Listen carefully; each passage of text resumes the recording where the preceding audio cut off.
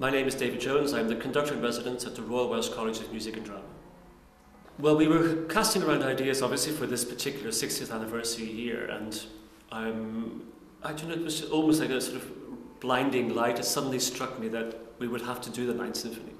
I thought, A, it would get people interested who possibly hadn't come to concerts before, because even if this great work doesn't mean very much, I think a lot of people will know the choral symphony, the end of the piece, the Ode to Joy, and I think that actual movement draws in new people all the time, and then when they hear it in context, you know, it's sort of a new love affair with this piece.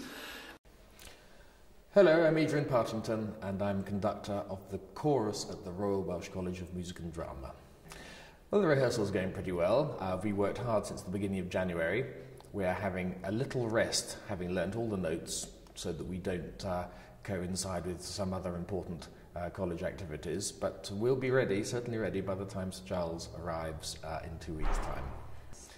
Well, I've had the great privilege of working with Sir Charles several times in the past, and I more or less know how he wants Beethoven 9 to go, so it won't be difficult for me to hand over to him. I respect hugely what he does on the conductor's platform, and I hope that he will be pleased with how I've prepared the choirs. So handing over to him will be a joy and a privilege.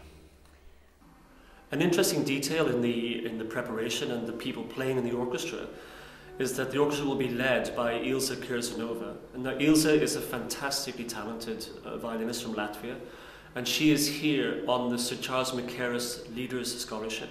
She's the first ever holder of that scholarship, and I'm really delighted that she's going to be here to lead the concert. We have members from Bristol Choral Society, which is one of the other choirs I conduct. They have sung Beethoven 9 with Sir Charles Mackerras 3 or 4 times in 2 years ago, in 2007.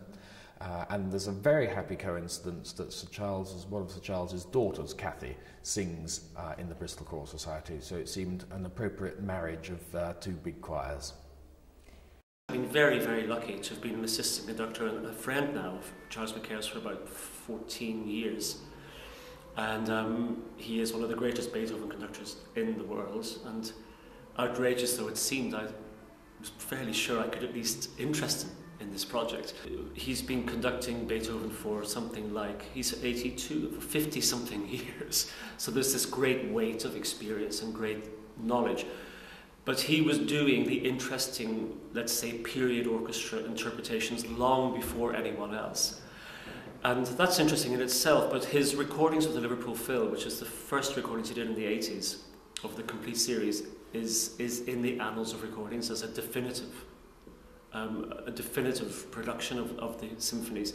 And I was lucky enough to work with him when he did them in the Edinburgh Festival in 2007, in his most recent set of live recordings, which are absolutely the most extraordinary music making. So just, well, let's try and get him in. And as I say, we're extremely honoured and privileged that he has decided to come. Well, of course, it's Beethoven in the Ninth Symphony wrote one of the most famous tunes ever. Dum bum bum bum bum bum bum bum bum bum bum bum bum bum, which almost everybody knows from cradle to the grave, and that's what people will be listening for in the great choral finale. But apart from that, he plumbs the depths of the human soul in the first 3 movements, and the last movement, when the choir is suddenly introduced and the soloists, is a great hymn of praise to God and creation. And there is no piece, really no piece, that is so exciting and so positive and leaves everybody on such a high as Beethoven's Ninth Symphony.